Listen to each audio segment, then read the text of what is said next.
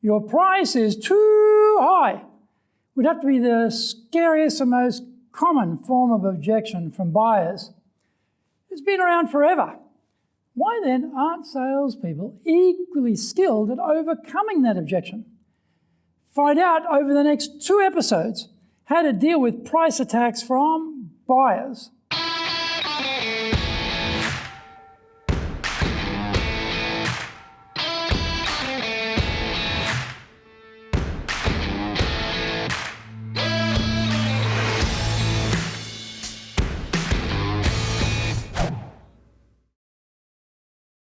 Welcome back to this weekly edition every Monday of the Cutting Edge Japan Business Show.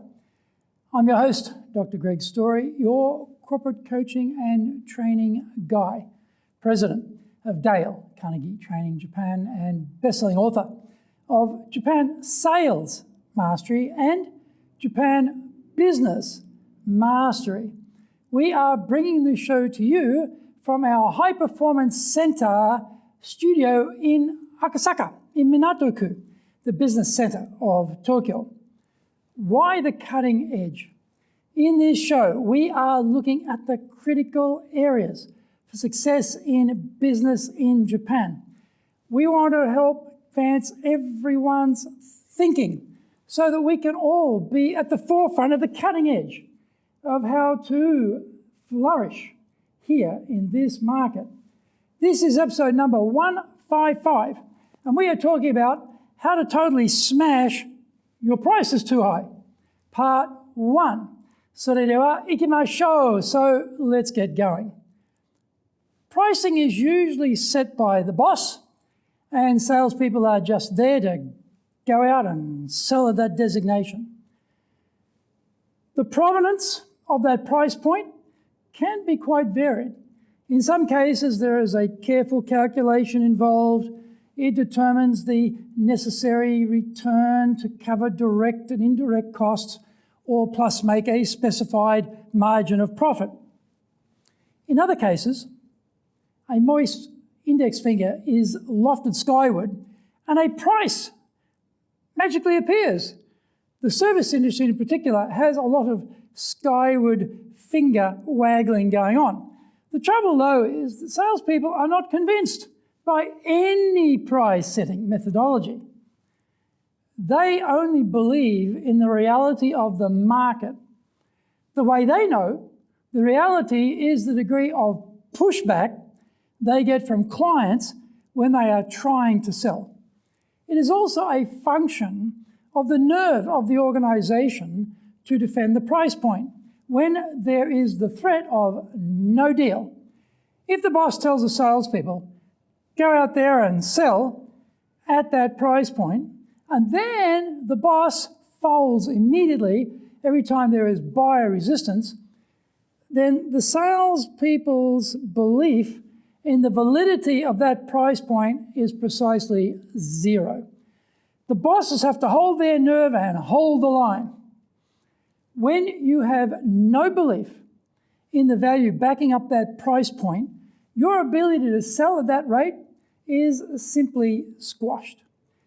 You default to discounting to get a small piece of something rather than a very large piece of nothing.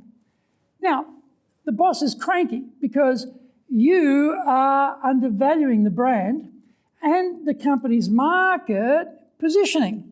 So around and around we go on the merry-go-round of price setting. The crunch point is the sales price negotiation with the buyer. If you have gotten into the death spiral of last-minute discounting in order to move the product or service, you have now trained the buyer to extract the biggest possible discount every time.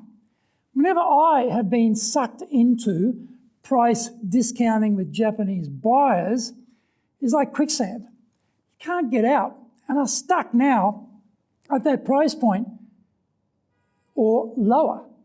I sometimes get asked to make an unbudgeted purchase by a salesperson calling me. The discount they are offering from the normal price can be significant. As the buyer, I then counteroffer a third to a half of their already lowest profit price. Why am I doing that? This is called decimation negotiating. I am testing their nerve to see how desperate they are. I want to know how low I can push them down. Is that mean-spirited on my part? Well, they called me, not the other way around. I also teach negotiating. So, as an instructor, I want to see how good they are. Do they do anything interesting in the negotiating process? I usually do buy from them, and I usually get a very, very good offer. Good for me, bad for them. Find out more when we come back from the break. If you want to sell more and do it more easily, do the Winning with Relationships selling course. If you can't build trust, no sale. Can't design excellent questions to understand the client's needs, no sale. Can't present the solution convincingly, no sale. Can't handle objections properly, no sale. Can't close, no sale. Master the sales process by doing the Winning with Relationships selling course now in either Japanese or English. The bestseller, Japan Sales Mastery, is the new Bible of selling in Japan. To sell to Japanese buyers, you need to create long-term partner-level trust, fully understand Japanese buyers' real needs, convince buyers with your solutions, overcome their hesitation, fear, and doubt, know how to ask for the order, ensure repeat orders. This book is the product of 30 plus years in the trenches selling in Japan. Order Japan Sales Mastery now.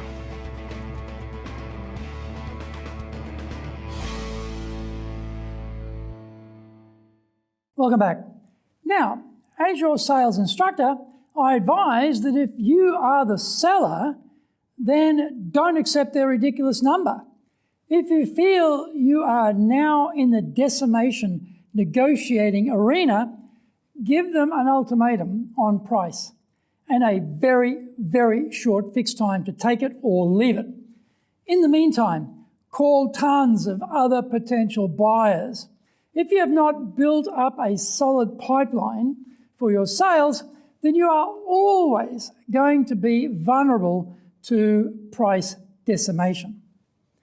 If you discount once, then imagine that by telling the Japanese buyer this was a once-in-a-lifetime opportunity, a spectacularly rare alignment of the planets, which will never happen again in their lifetime, a never-to-be-repeated offer.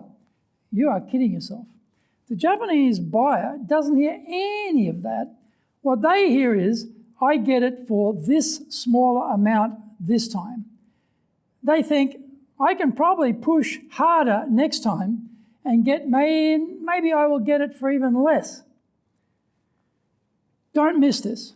In Japan, as soon as you drop the price, you are now locked into that price point with the client forever. It's not impossible to go higher, but it is very, very hard to pull that one off. You have to be ready to drop the buyer entirely to restore your price point validation. The equation here isn't just with the buyer, it is with the salespeople as well. By dropping the price, we tell them that this is all this is worth and they believe it. They cannot push the price back up because they don't see it at that level either. Now we have the buyer and the seller in furious agreement that the price is a fiction. The company leadership has to intervene and say, burn that buyer if they won't accept this price. If we do that, then the salespeople will get religion about the pricing validity. We will continue in part 2 on how to deal with price attacks from buyers. The Cutting Edge Japan Business Show is here to help you succeed in Japan. Subscribe on YouTube. Share it with your family, friends, and colleagues. Become a regular. Thank you for watching this episode, and remember to hit the subscribe button. Our website details are on screen now, enjapan.dalecarnegie.com. It is awesome value, so check it out. You might also enjoy our other shows.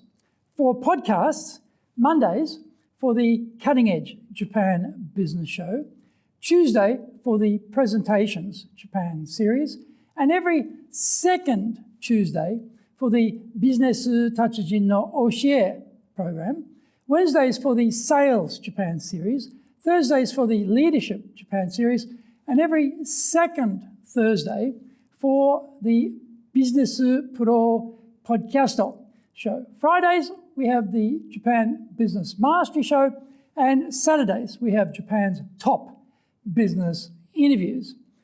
Now, you get these wherever you get your podcasts. Also, on every second Thursday, we release the Business Pro Television show. Every Friday, the Japan Business Mastery show, and every Saturday, the Japan's top business interviews show. These are all on YouTube. In episode number 156, we are talking about how to totally smash your prices too high, part 2. Find out more about that next week. So, yoroshiku onegai itashimasu. Please join me for the next episode of the Cutting Edge Japan Business Show. We are here to help you, and we've only got one direction in mind for you and your business, and that is up.